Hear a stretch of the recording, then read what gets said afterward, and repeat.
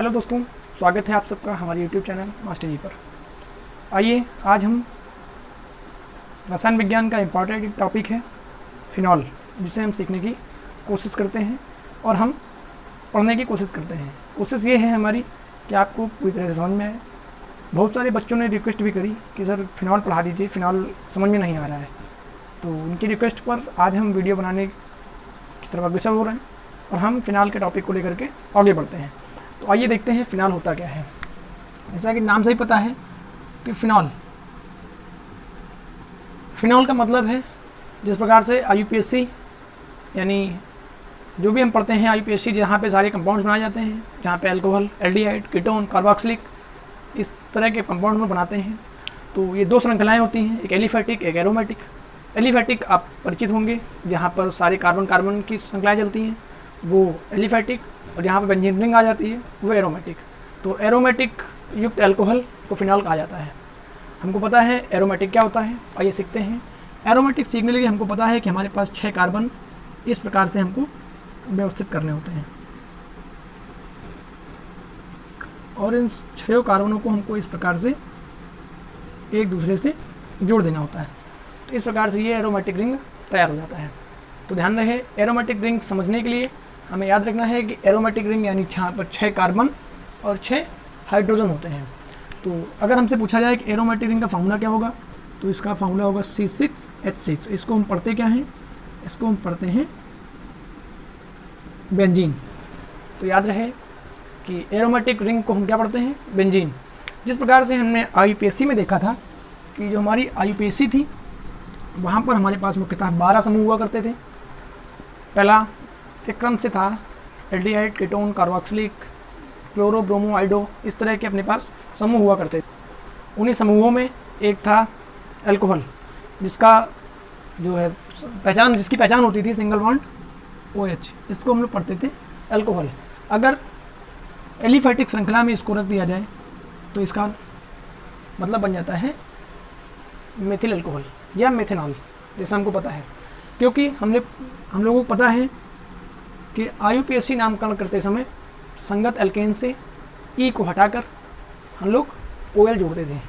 यानी अगर हम लोग ध्यान दें तो इतने को अगर ध्यान दें तो ये हमारा क्या है, CH4 पता है एल्केन श्रेणी का प्रथम सदस्य है, इसका नाम है मेथेन। और मेथेन के अगर हम इंग्लिश वर्ड लिखें तो मेथेन यही है।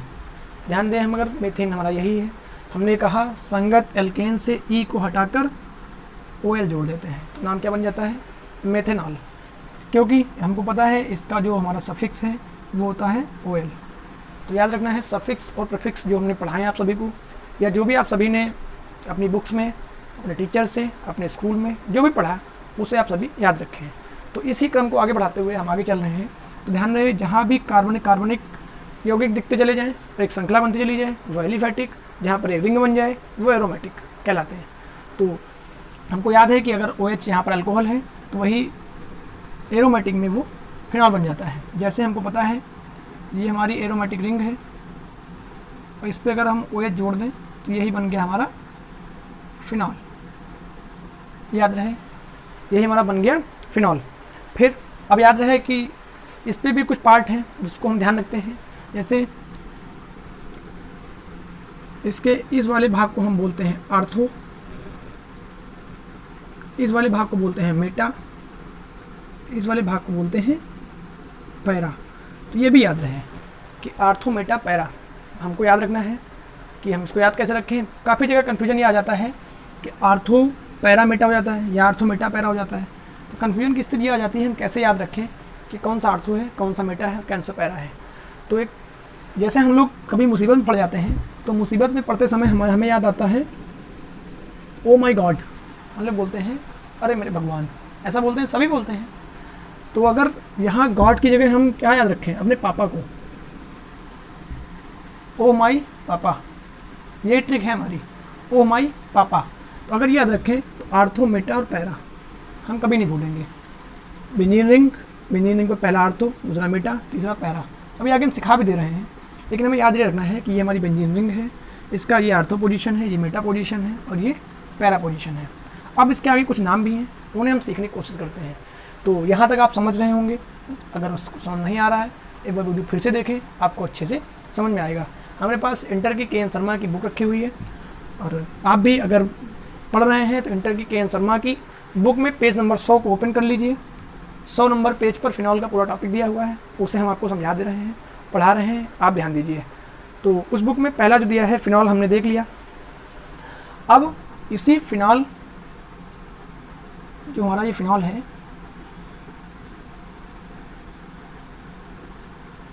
OH, इसको हम फिनॉल बोलते हैं। तो अगर फिनॉल में आर्थो पोजीशन पर हम OH समूह लगा दें और मेन पोजीशन पर हम CH3 जोड़ दें, तो इसे हम बोलते हैं क्रिसॉल। याद रहे, इसे हम बोलते हैं क्रिसॉल। ये भी एक कंपाउंड है, इसे हम बोलते हैं क्रिसॉल। फिर इसे हम आर्थो भी बोल सकते हैं, आर्थो क्रिसॉल, क्योंकि आर्थो पोजीशन पे OH जुड़ा है। तो याद रहे। इसी तरह अगर हम अगली बेंजीन रिंग लें और अगली बेंजीन रिंग पर फिर से हम यही CH3 जोड़ें, और इस जगह में आर्थर जोड़ा था, अब हम जोड़ दें मेटा पर हम क्या जोड़ दें, OH। तो इसका नाम क्या हो जाएगा, मेटा क्रिसॉल। उम्मीद करते हैं आपको पूरा समझ में आ रहा होगा। फिर ध्यान देते हैं, अगर हम फिर बेंजीन रिंग लें इस प्रकार से, और इस वाली बेंजीन रिंग पर यहाँ CH3 जोड़ते हुए, देखो आर्थो मेटा, और हम पैरा पोजीशन पर फिर से OH जोड़ दें, इसका नाम क्या हो जाएगा, पैरा क्रिसॉल। तो याद रहे आपको, जब भी बेंजीन रिंग में आर्थो मेटा या पूरा पैरा पोजीशन पर OH जोड़ा हुआ जाता है और उसके मेन पोजीशन पर मेथिल समूह उपस्थित हो, तो उस पोजीशन को हम क्रिसॉल बोलते हैं। आर्थो मेटा पैरा ने समझा दिया, आप फिर से पीछे देखिए, अच्छे से समझ में आ रहा होगा। आगे हम बढ़ते हैं, और आगे बढ़ने से पहले हम कुछ बातों का ध्यान रखते हैं। जैसे हमें बेंजीन रिंग पर कुछ गिनतियाँ भी सीखनी होती हैं, तो उन गिनतियों को सीखने के लिए हमने बताया आपको कि ये हमारी बेंजीन रिंग है, इसको हम 1 बोलते हैं, इस वाली पोजीशन को, ये 2, ये 3, ये 4, ये 5 और ये 6। इस प्रकार से बेंजीन रिंग पर 6 कार्बन जुड़े होते हैं। प्रत्येक कार्बन पर हमारा एक हाइड्रोजन परमाणु उपस्थित होता है, आप सभी को पता है। जो भी इंटर के रसायन विज्ञान बच्चे पढ़ रहे होंगे, कुछ हमसे पढ़े हैं, कुछ अपने टीचर से पढ़े होंगे, कुछ बुक से पढ़े होंगे, उन लोगों को अच्छे समझ में आ रहा होगा कि बेंजीन रिंग का नामकरण इस तरह किया जाता है। अब जिस प्रकार से हम लोग गिनती पढ़ते हैं मैथ में, 1 2 3 4 5 6 7 8 9 10 गिनतियाँ मुख्यतः में याद रखनी होती हैं। फिर इंग्लिश पढ़ते हैं 1 2 3 4 5 6 7 8 9 10। उसी तरह रसायन विज्ञान में आते हैं तो हम, जो हमारा 1 है उसे हम बोलते हैं मोनो, 2 को बोलते हैं डाई, 3 को बोलते हैं ट्राई, 4 को बोलते हैं टेट्रा, और 5 को बोलते हैं पेंटा, 6 को बोलते हैं हेक्सा, 7 को बोलते हैं हेप्टा, 8 को बोलते हैं ऑक्टा, 9 को बोलते हैं नोन, और 10 को बोलते हैं डेक्ट। आप चाहें तो इसका स्क्रीनशॉट ले सकते हैं और अपनी नोटबुक में इसको नोट कर सकते हैं, क्योंकि आप चाहे जहाँ जाएं, आप चाहे जो कंपाउंड देखें, वहाँ पर आपको मोनोडाई ट्राई टेट्रा पेंटा तो देखने को मिलेगा ही मिलेगा। सबसे जीता जाता उदाहरण हम ऐसे याद रखें कि हम अपनी जो दिनचर्या में जो सांस लेते हैं, जो हमारी ज़िंदगी का सबसे एक इम्पॉर्टेंट भाग है, वहाँ पर हम ऑक्सीजन लेते हैं। ऑक्सीजन लेने के बाद हम गैस कौन सी छोड़ते हैं, तो सीधा सीधा हमको पता है कार्बन डाइऑक्साइड। तो कार्बन डाइऑक्साइड, डाई मतलब हमने पीछे बताया 2। और ये भी ध्यान रखना है कि जो गिनतियाँ होगी रसायन विज्ञान में, वो आने वाले तत्व से पहले लगाई जाती हैं। जैसे कार्बन के बाद दिया है ऑक्सीजन, ऑक्सीजन के साथ लगा है हमारा जो 2 को हम बोलते हैं डाई, तो इसको पढ़ेंगे कार्बन, इसको फिर पढ़ेंगे डाई, फिर यह एलिमेंट ऑक्साइड। इस प्रकार से तत्व जो हैं वो नामकरण उनका होता चला जाता है। अभी आगे हम आपको सिखा भी देंगे तत्वों के नाम बनाना, कठिन नाम, ऐसे नाम जो सेमी कार्बोहाइड्रेट, सेमी कार्बोजोन, जिन्हें समझना तो दूर, पढ़ना भी कठिन है, उन्हें हम आपको इजीली समझाएंगे और ऐसी तरह समझाएंगे कि आपको रसायन विज्ञान कठिन नहीं लगने वाली है। लेकिन उसके लिए आपको क्या है, लगातार हमारे चैनल पर जुड़े रहना है, पढ़ते रहना है। बस आपको पढ़ाने के लिए हम यूट्यूब पे मेहनत कर रहे हैं, बाकी हमारा मकसद यूट्यूब पे पैसा कमाना नहीं है, ये आप सभी ध्यान रखें। सिर्फ और सिर्फ आइए, हम आप सभी को पढ़ाते हैं, आप पढ़िए, हमारा भी ज्ञान वर्धन होता है। हालांकि हमारा 3-4 साल का एक्सपीरियंस हो चुका है, पढ़ाते पढ़ाते हमें सब याद हो गया है, लेकिन आपको हम समझाने की कोशिश कर रहे हैं। और आप ये मान के चलिए कि आपको हम वीडियो में पढ़ाते हुए ही ऐसा कुछ पढ़ा देंगे, आपको लगेगा हम लैब में बैठे हैं और एक्सपेरिमेंट कर रहे हैं। तो बस उसके लिए आपको क्या करना है, लगातार चैनल से जुड़े रहना है, पढ़ते रहना है। तो आपको उम्मीद करते हैं कि यहाँ तक समझ आ रहा होगा सब कुछ, कि बेंजीन रिंग है, बेंजीन रिंग पर आर्थोमेटा पोलाराइजेशन क्या होता है, उस पर वो जुड़ा फिनॉल बन गया। अब जैसे हम लोग पीछे पढ़ के आए थे, एल्डिहाइड जुड़ता है तो फॉर्मल्डिहाइड बन जाता है। अगर हम IUPAC में जाएँ तो वहाँ पर हम एल्डिहाइड जोड़ते हैं तो फॉर्मल्डिहाइड बन जाता है। उसी तरह अगर हम बेंजीन में बोले तो बेंजील्डिहाइड बन जाता है, बेंजीन में कहीं भी जोड़ते हैं तो बेंजील्डिहाइड बन जाता है। फिर आगे बढ़ने की कोशिश करते हैं। अभी हमने गिनती आपको बता ही दी कि मान लो अगर इस प्रकार से हम लोग को बेंजीन दिख जाए और ऊपर OH लगा है, इसको हम क्या पढ़ेंगे, ये फिनॉल है। आप सभी को समझ में आ रहा होगा, ये फिनॉल है। और फिनॉल को हम हाइड्रोक्सी बेंजीन भी कह सकते हैं, क्योंकि जो हमारा OH है इसे हम हाइड्रोक्सी भी कहते हैं। हमने बताया भी है या पढ़ा भी होगा आप लोगों ने, तो OH को हाइड्रोक्साइड कहा जाता है। तो हाइड्रोक्साइड से बनता है हाइड्रोक्सी, और हाइड्रोक्सी बेंजीन यानी फिनॉल। एक क्वेश्चन पूछ दिया गया था इंटर के केमिस्ट्री में, हाइड्रोक्सी बेंजीन से आप क्या समझते हैं। तो उसमें फिनॉल के विषय में सारा कुछ बताना था, इसका क्वथनांक 43, गलनांक जो भी है हमें सब अच्छे से बताना था। तो इसके लिए हमें याद रखना है उसके जो उपनाम है वो भी। जैसे फिनॉल को हम क्या बोल सकते हैं, हाइड्रोक्सी बेंजीन। तो हाइड्रोक्सी बेंजीन को ही फिनॉल कहा जाता है। ठीक है, चलिए आगे बढ़ते हैं और याद रखिए। और फिर आगे आते हैं, अगर इसी पर एक और जोड़ दिया जाए तो इसे आप क्या पढ़ेंगे। अगर इसी पर आर्थो पोजीशन पर एक OH समूह यानी हाइड्रोक्सी समूह और जोड़ दिया जाता है तो इसे आप क्या पढ़ेंगे। फिर इसे हम पढ़ेंगे आर्थो, यानी आर्थो पे OH जुड़ा है और है क्या, hydroxy benzene, ortho hydroxy benzene. या फिर ये कहाँ पर जुड़ा है, आर्थो पर, तो इसे कैटिकॉल भी कहा जाता है।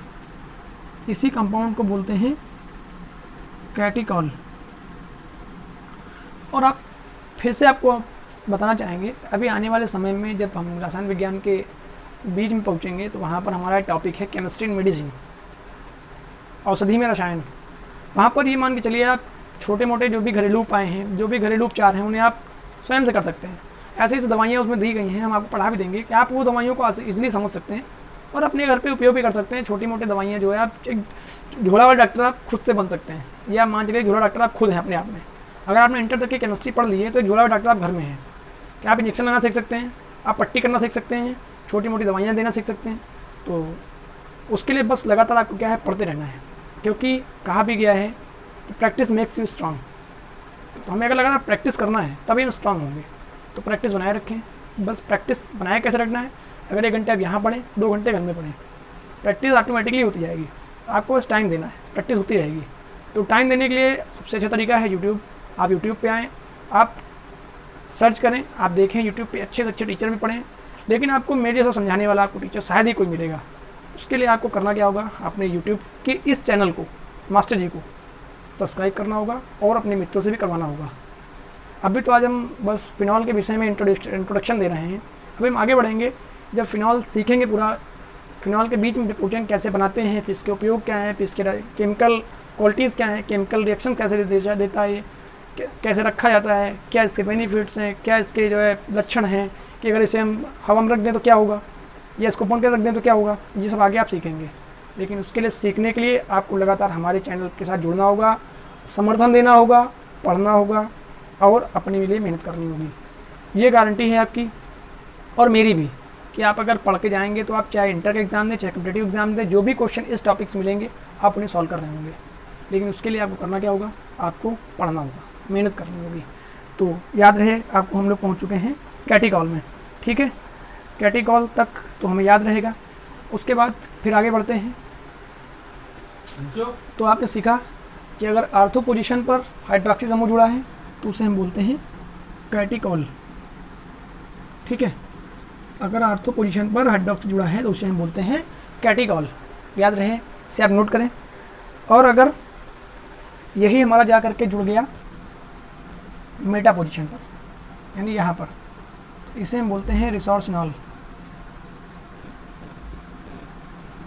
रिसोर्सिनॉल, इसे भी आप नोट करें। इसे भी आप नोट करें। अगर ये हमारा आर्थो पर जुड़ा तो कैटिकॉल, मेटा पर जुड़ा तो रिसोर्सिनॉल, और अगर यही जा करके जुड़ गया पैरा पर तो इसका नाम है क्यूनॉल। याद रहे, तीनों कंपाउंड आपको याद रहे, कैटिकॉल, रिसोर्सिनॉल और क्यूनॉल। फॉर्मूला ध्यान रहे कि फिनॉल पर अगर आर्थो पर जोड़ते हैं तो कैटिकॉल, मेटा पर जोड़ते हैं तो रिसोर्सिनॉल, पैरा पर जोड़ते हैं तो क्यूनॉल। उम्मीद करते हैं यहाँ तक का आज का वीडियो आपको समझ में आ चुका होगा। अगले वीडियो के लिए हम कल मिलते हैं, कल फिर पढ़ेंगे। तब तक के लिए आप इस वीडियो को पढ़ें, देखें, नोट्स बनाएं। फिलहाल आपको पूरा समझ में आने वाला है, इसकी जिम्मेदारी मेरी है। अगर समझ में आए तो आप लाइक करें, सब्सक्राइब करें, मित्रों में शेयर करें। नमस्कार, जय हिंद।